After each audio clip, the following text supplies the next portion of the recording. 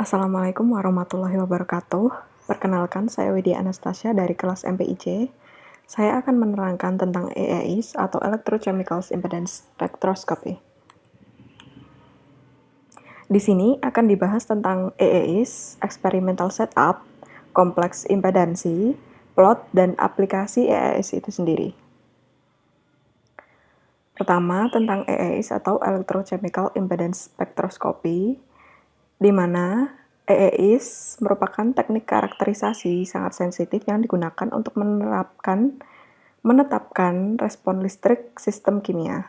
Sistem EEIs mengkarakterisasi respon waktu sistem kimia menggunakan tegangan arus bolak-balik atau AC dengan amplitude rendah pada rentang frekuensi.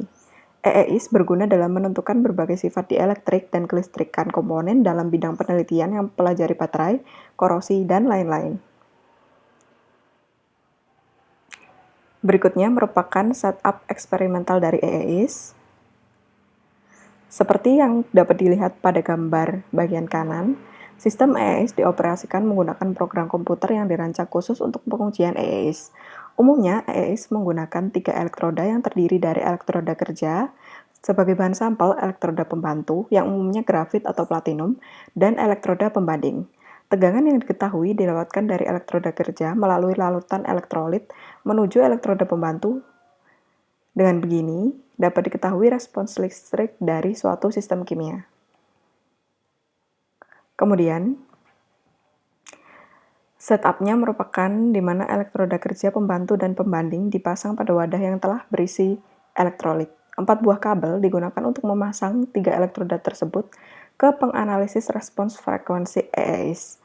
Kabel kerja dan kabel sensor. Kabel kerja dan kabel sensor kerja dihubungkan pada ujung elektroda kerja. Kabel referensi dihubungkan pada elektroda referensi. Sedangkan kabel pembantu dihubungkan ke elektroda pembantu. Penganalis respons frekuensi EEIs sendiri terhubung ke komputer. Selanjutnya akan dibahas tentang kompleks impedansi. Berikut adalah hukum Ohm yang biasa kita temui, yakni E sama dengan IR, di mana E adalah potensial listrik, I adalah arus, dan R adalah hambatan. Namun hukum ini hanya berlaku pada arus DC dan arus AC yang frekuensinya 0. Maka hukum Ohm pada arus AC berlaku E sama dengan IZ dengan Z sebagai impedansi.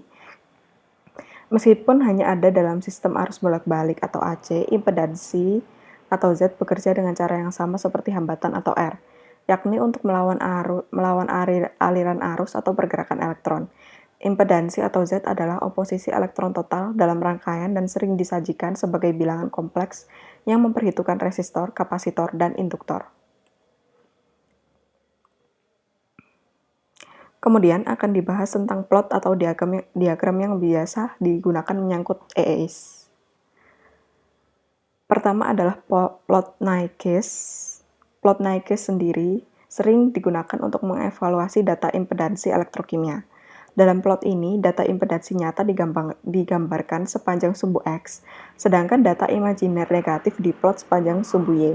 Plot Nyquist memanfaatkan komponen listrik yang dibuat oleh rangkaian ekivalen untuk mengkarakterisasi ketergantungan frekuensi dari respons impedansi. Selanjutnya terdapat plot lainnya, yaitu plot Bode, yang merupakan metode presentasi selain plot Nyquist. Impedansi diplot dengan frekuensi log pada sumbu X dan nilai absolut dari impedansi dan pergeseran fasa pada sumbu Y. Berikutnya adalah aplikasi dari EEIs. Dapat dilihat di sini bahwa EEIs mempunyai banyak aplikasi pada berbagai bidang riset. Sesuai dengan area riset yakni pada bidang korosi, dapat digunakan sebagai redetermination, inhibitor, dan coating, serta passive layer investigation. Sedangkan selanjutnya pada riset coating evaluation dapat digunakan sebagai dielectric measurements dan proteksi korosi. Kemudian pada riset baterai dapat digunakan sebagai state of charge, material selection, serta desain elektroda. Sedangkan pada riset elektrodeposisi dapat digunakan sebagai bath formulation, pretreatment surface, mekanisme disposisi, serta deposit characterization. Kemudian dapat juga digunakan dalam riset sintesis elektroorganik dalam absorpsi atau desorpsi, serta mekanisme reaksi. Kemudian EAS ini juga dapat digunakan pada riset area semikonduktor yang menyangkut photovoltaic work dan distribusi dopan. Sekian dari saya, terima kasih.